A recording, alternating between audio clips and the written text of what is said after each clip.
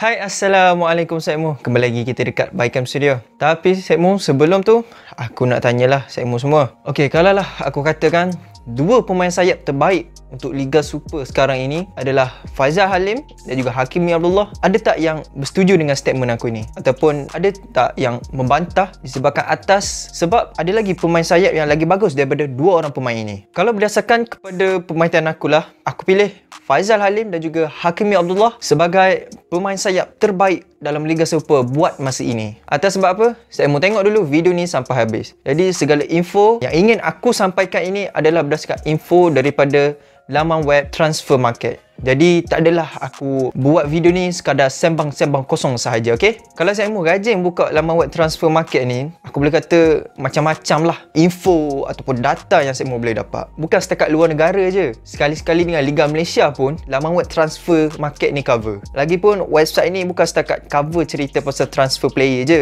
Lebih dari itu, saya mau boleh dapat dalam website ni. So, kalau saya mau rajin, pergilah singgah-singgah kejap dekat website Transfer Market ni. Lepas tu, saya mau search lah Liga Super Malaysia. Dan daripada situ, saya mau boleh dapat data, info dan statistik dia pun memang mantap dibagi. Aku berani cakap yang laman web Transfer Market ni merupakan salah satu reliable source kalau saya mau nak mendapatkan info, data, statistik mengenai liga-liga dan pemain-pemain di Liga Malaysia. Jadi, untuk video kali ni, aku akan membuat perbandingan untuk setiap pemain sayap yang bermain di Liga Super Malaysia setakat perlawanan yang ke-14. Jadi dekat situ kita dapat melihat dengan lebih mendalam lagi statistik mereka untuk musim ini. Berapa banyak gol, assist, minit permainan, berapa banyak sumbangan gol dan banyak lagi lah. Jadi apa-apa pun kita mulakan dulu dengan posisi sayap kiri. Berada di tangga pertama tak lain tak bukan Hakimi Abdullah, pemain muda yang mula mendapat perhatian daripada peminat-peminat bola sepak Malaysia. Diikuti dengan Gonzalo Cabrera, Faizal Halim, Sadir Ramdhani, Wan Zaharul Nizam, J Parthiban, Fayad Zulkifli dan lain-lain lagi lah. Tapi aku pelik, macam mana si Faizal Halim ni dia boleh terbabas pula dalam posisi sayap kiri ni kan? Padahal dia ni main sayap kanan. Tapi tak ada isu pun sebab kanan kiri dia boleh main. Untuk Hakimi Abdullah pada musim ini dia telah berjaya untuk melakukan 15 penampilan dan menjaringkan 5 gol. Dalam ketika perlawanan menentang Perak, Hakimi masuk sebagai pemain gantian dan berjaya untuk menjaringkan 1 gol. Dan apa yang menarik lagi adalah dia telah muncul sebagai penjaring tepatan terbanyak dalam saingan Liga Super. Bagi aku ini merupakan satu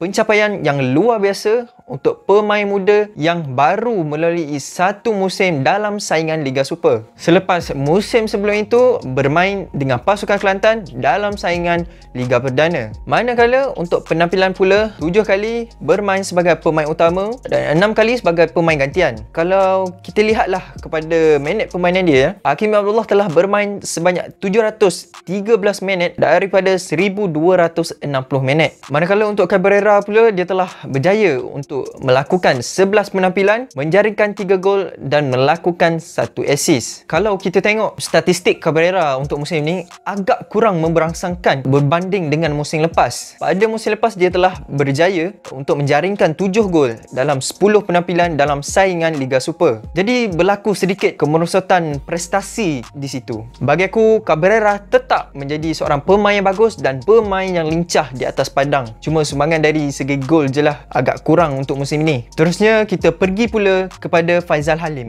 Musim ini kita dapat lihat satu peningkatan yang mendadak buat Faizal Halim dari segi prestasi dan juga corak permainan dia di atas padang. Untuk musim ini dia telah melakukan 14 penampilan dan juga telah berjaya untuk menjaringkan 3 gol. Malah dia juga turut menjaringkan 1 gol ketika menentang Perak pada perlawanan sebelum ini. Dalam 14 perlawanan, kesemua 14 perlawanan dia bermula sebagai pemain utama dan sering kali dibawa keluar ketika perlawanan sudah masuk dalam sekitar minit ke-60, 70 macam tu. Dan melihat kepada permainan dia ni, dia telah bermain sebanyak 1020 minit daripada 1260 minit secara total. Manakala untuk pemain-pemain lain, aku bagi secara ringkas je lah kat sini. Tak larat aku nak terang secara detail seorang-seorang player ni. Bagi aku, ni pun dah cukup. Kalau tak sempat baca, saya mau boleh pause dulu video ni, baca dulu, hadam dulu mana yang patut. Lepas tu dah habis baca, saya mau boleh teruskan menonton video ni, okey? Next, kita pergi ke posisi sayap kanan. Di tangga pertama,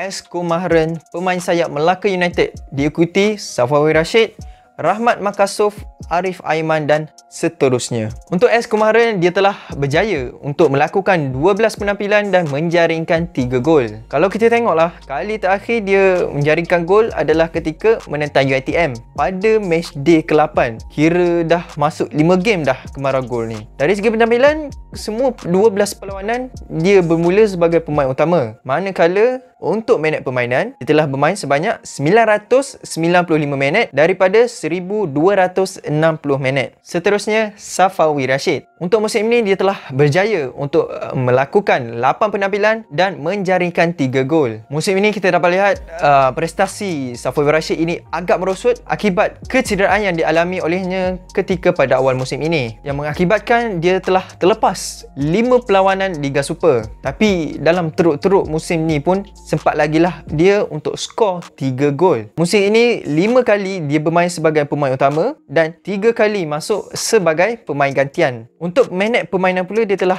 bermain sebanyak 379 minit daripada 1260 minit. Tak dinafikan lah, Safawi Rashid ni merupakan salah seorang pemain terbaik negara, dan yang paling penting, dia perlukan ruang dan juga peluang untuk dia kembali semula ke prestasi terbaik dia. Seterusnya, Rahmat Makassov.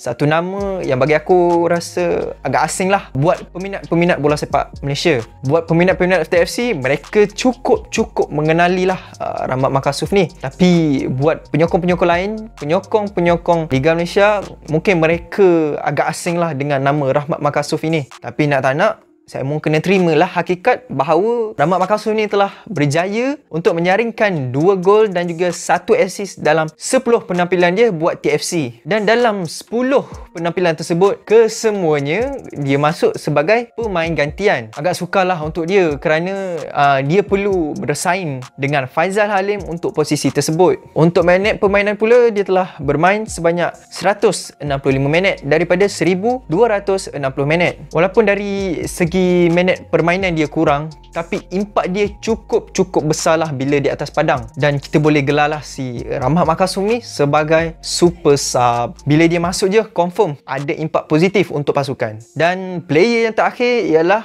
Arif Aiman, seorang pemain muda yang cukup menyelah pada musim ini. Untuk musim ini, dia telah berjaya untuk membuat 13 penampilan dan menjaringkan 2 gol. Dan dalam 13 penampilan tersebut, dia telah 9 kali bermain sebagai pemain utama dan 4 kali masuk sebagai pemain gantian. Untuk minit permainan pula, dia telah bermain sebanyak 911 minit daripada 1260 minit. Satu rekod yang cukup baik lagi-lagi buat pemain muda. Bukan mudah untuk seorang pemain muda ni untuk tembus masuk ke dalam skuad senior. Lagi-lagi dengan pasukan JDT yang kita tahu dipenuhi dengan pemain-pemain bintang. Jadi ini adalah satu perkembangan yang sangat positif lah untuk Arif Aiman ni. Bakat dah ada, cuma tinggal nak asah je lah bagi lagi tajam. Manakala untuk pemain-pemain lain, saya mau boleh tengok lah statistik mereka dekat sini. Aku paling sedih tengok statistik Sumareh lah.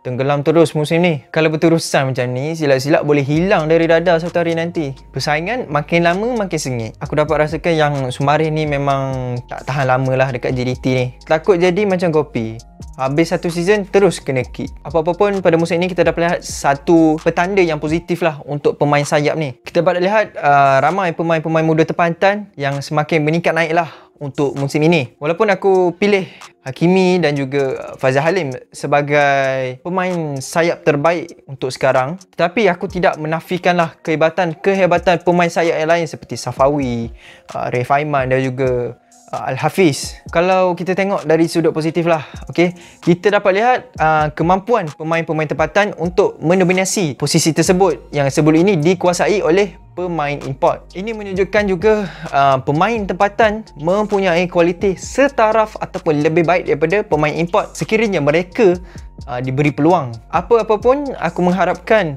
prestasi Faizal Halim dan juga Hakim Abdullah berjaya untuk membuka mata coach Tan Cheng Ho. Kalau coach tak nampak lagi, aku pun tak tahulah nak khabar benda. Takkan nak kena keluar dari Terengganu baru boleh main Malaysia kan?